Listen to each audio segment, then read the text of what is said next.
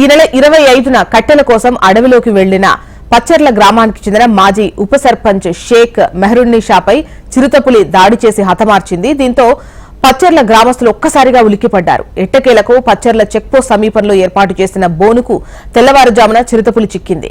నల్లమల అటవీశాఖ అధికారులు చిరుతను ఎట్టకేలకు పట్టుకున్నారు. చిరుతకు మత్తుమందు ఇచ్చి వైద్య పరీక్షలు నిర్వహించి తిరుపతి జూకు తరలించారు. అయితే తమ తల్లిపై దాడి చేసిన చిరుత ఇది కాదని మృతురాలు మెహందీ కుమార్తె అంటున్నారు. అయితే మహిళపై దాడి చేసి చంపిన చిరుత, బోరులో చిక్కిన చిరుత ఒక్కటే అంటున్నారు సబ్ డిఎఫ్ఓ.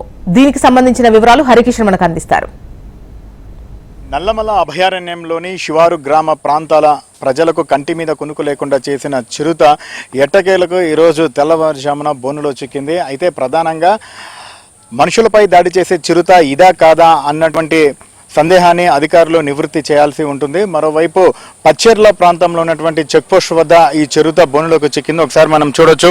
చిరుతను ప్రస్తుతం ఇక నుంచి కూడా తిరుపతి జూకు తరలించే ప్రయత్నం అధికారులు చేస్తున్నారు. అయితే ఎవరిని కూడా లోపలికి అనుమతించలేదు. ఉదయం నుంచి కూడా చిరుత మొత్తం కదలికలంతా కూడా ఎప్పటికప్పటికి ఉన్నతాధికారులకు చేరవేస్తున్నారు ఇక్కడ ఉన్నటువంటి సిబ్బంది. అయితే ప్రత్యేకంగా చెన్నైతో పాటు అలాగే తిరుపతికి చెందినటువంటి వైద్యులు ఇక్కడికి రావడము, ఆ తర్వాత ఇక్కడి నుంచి చిరుతను అక్కడికి తీసుకువెళ్లేందుకు అంటే తిరుపతి జూకు తీసుకువెళ్లేందుకు చేయవలసినటువంటి ఫార్మాలిటీస్ అన్ని కూడా చేస్తున్నటువంటి ఆ పరిస్థితిని ఒకసారి మనం చూడొచ్చు. ఎందుకంటే ట్రాంక్లైజర్ గన్తో ముందుగా చిరుతకు మత్తిస్తారు. మత్తిచ్చిన తర్వాత ప్రస్తుతం మనకు అక్కడ కనిపిస్తున్నటువంటి ఆ వెహికల్ ఏదైతే వ్యాన్ ఉందో ఆ వ్యాన్ లో కూడా తరలించేటటువంటి అవకాశం ఉంది. ఇక్కడే జూలోనే సిబ్బంది సంరక్షణలో ఉండేటటువంటి అవకాశం కూడా ఉంది. ఒకసారి మనం చూడవచ్చు. ఎందుకంటే చిరుతను బంధించారన్నటువంటి వార్తతో శివారు గ్రామ ప్రజలందరూ కూడా పెద్ద ఎత్తున ఇక్కడికి తరలి వచ్చారు. ప్రధానంగా ఇది అభయారణ్యంలో ఉంటుంది.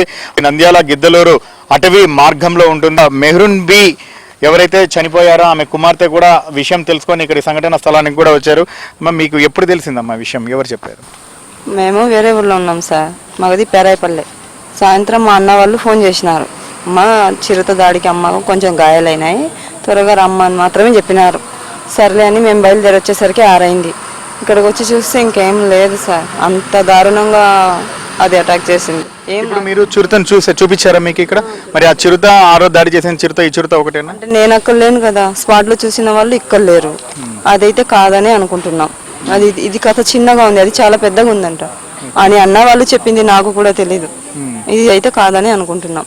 ఇదైతే చిరుత చిన్నగా ఉంది ఇది, కానీ మీ అమ్మని దాడి చేసింది పెద్దగా ఉందని చెప్తున్నారు. ఎవరు చెప్పారమ్మా? అన్నయ్య చెప్పినారు, చూసిన వాళ్ళే చెప్పినారు. ఇది తల్లి పిల్లలా ఉంది, దాడి చేసింది తల్లి, ఇది తన పిల్లల్లా ఉన్నాయి. మరోవైపు సబ్ డిఎఫ్ శ్రీనివాస్ రెడ్డి కూడా ఉన్నారు. ఆయన కూడా కదిలించే ప్రయత్నం ఒకసారి చేద్దాం. సార్, ఈరోజు చిరుత బోన్కు చిక్కింది. సో ఎటువంటి ఫార్మాలిటీస్ ఉన్నాయి, ఎక్కడ తరలిస్తున్నారు? బోన్ చిక్కిన తర్వాత దానికి మత్తుమంది ఇచ్చి తిరుపతి జూలో మేము దానికి వదిలేస్తాము. ఇంకా అదే చివరి పని. దాని గురించి వదిలేస్తాం. తిరుపతి జూ వస్తే జూలో దాన్ని తర్వాత కార్యక్రమం వాళ్ళు చూసుకుంటారు. జూ డాక్టర్స్, జూ క్యూరేటర్ గారు ఉంటారు, వాళ్ళు తదుపరి కార్యక్రమం చేపడతారు. ప్రధానంగా ఈ చిరుతనే మెహ్రూన్ బి మీద దాడి చేసి చంపేసింది, లేదా మిగిలిన వారి మీద కూడా, అంటే మీ ప్రొటెక్షన్ వాచర్ పైన కానీ లేదంటే పాండవ అనేటటువంటి మహిళ పైన కానీ ఈ చిరుతనే దాడి చేసిందని ఎలా ఐడెంటిఫై చేస్తారు? మేము మా చిక్కిన కెమెరా ట్రాప్స్ ఫొటోస్ బట్టి, తర్వాత ఈరోజు దొరికిన చిరుతపులిని బట్టి వాటి ఆనవాళ్ళు, పద్మార్క్స్, తర్వాత శరీరం మీద ఉన్న మచ్చలను అవన్నీ కంపేర్ చేసి పోలిక చేసి అదే చేసింది ఈ దారుణం అని చెప్పేసి మా రూఢీకి వచ్చాము. మా సైంటిస్టులు, డాక్టర్లు అంతా కూడా 100% రూఢీ అయింది. కాబట్టి దాన్ని పట్టుకొని బంధించి మేము ఈరోజు దాన్ని తిరుపతి జూకు తరలిస్తున్నాము. ఆ జూలో మాత్రమే పులిని కానీ చిరుతపులిని కానీ చూసి ఉంటారు. ఇప్పుడు చిరుతపులి బోనుకు చిక్కింది.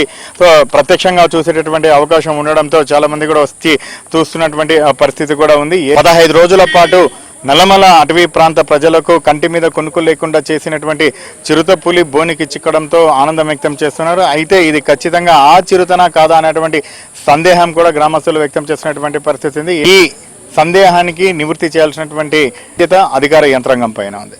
కెమెరామెన్ రామ్మోహన్తో హరికిషన్, హెచ్ఎం టీవీ, నల్లమల, నంద్యాల జిల్లా.